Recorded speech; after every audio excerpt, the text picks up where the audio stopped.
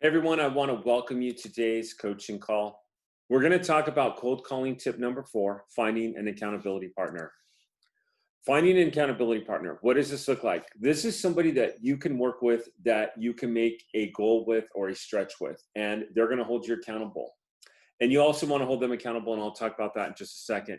You have to be willing to make a stretch. Now, I know for me, I've had a lot of great accountability partners that have helped me get where I'm at in business, and I'm very grateful. I've also had someone who was a really nice person that I knew. He was making stretches all the time, and he never followed through with them. There was never a, okay, I failed, now what? And when I tried to hold him accountable, he'd avoid me, but then he wanted me to hold him accountable the following week. And I cut that cord. I told him he cut it because there was nothing he was doing. And I tried to give him some advice. He came back, and it wasn't the first time this happened. And there's a saying in this business: first time, shame on them. Second time, shame on you. I gave him some advice and pointed him in the right direction of some groups that he can go with. But my goal is, what I'm trying to say here is, you have to be willing to be held accountable. Buy your partner coffee. Send them a Starbucks card every single time you fail. Do a special cleanup project. Do something that you will take yourself seriously. And hopefully you do cleanup projects and you're involved in community. I'm talking about do an extra one. Do something that you're going to tell yourself that you have to be able to be willing to stick to your goal. In this case, it's making that cold call. It's starting off at 1. And if you haven't listened to my previous 3 videos on making cold calls, please go back and listen to them if you need to get started, because they're really good.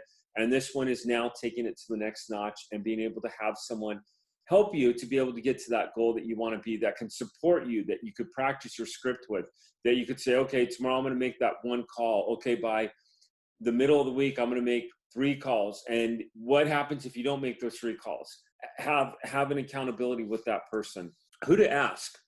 It has to be someone that you can trust and believes in you. Guys, avoid family, avoid work, and avoid friends. Okay, I'll tell you that right now. When I was working full time and I was a teacher, and every single time my cell phone rang, and a lot of times we had like coaches and other people calling, and it was a school related matter. We had this old school phone system. Everyone would say, "Oh yeah, he's on a business call. He's on a business call."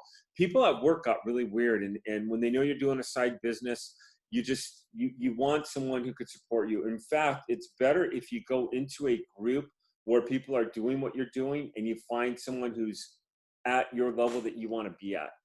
There's a lot of Facebook groups, Yahoo groups, Google groups, Meetup groups. I mean, there's so many different groups you can have. All right, guys, so I want to talk to you about finding the right person. If you go up to someone off of the street and just say, "Hey, will you be my accountability partner? And can I communicate and talk to you on the phone and set churches with you?" They're going to look at you and they're going to say, "All right, get lost, don't bother me." So put up an announcement in the group: "I'm new to this business and I'm looking to be accountable with a partner with someone. If you're looking for someone for dual support, direct message me so we can talk." Something like that in your own words, and realize it's a 2-way street. You want to be able to offer accountability to them.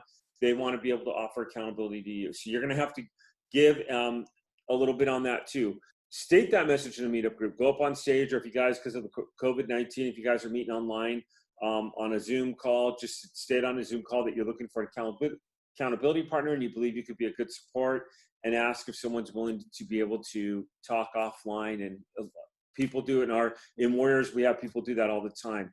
Start communicating, or the last thing I'll say is start communicating with someone. And as you're communicating with them, let them know that what you're looking for. So there's a lot of people that I've done business with, and I get to talk to them, I get to know them, and I get to pick their brain on what they're doing. I really like them, and they get to know me a little bit. And I'll just ask them, I'll say, "Hey, you know what?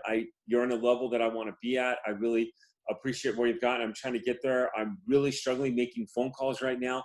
Can I just set a stretch and check in with you by this date? And if I'm not meeting it, I'll buy you coffee. I'll send you a gift card in the mail," or something like that.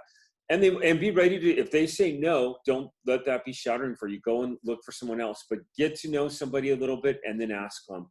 Okay. And if you have a friend who's like really into business that supports you, you can ask them. But I just know, like with me, a lot of my friends and people, they just, when you go into business and you really put yourself in a priority, people around you get different. And that's a whole nother conversation. Just be ready for that.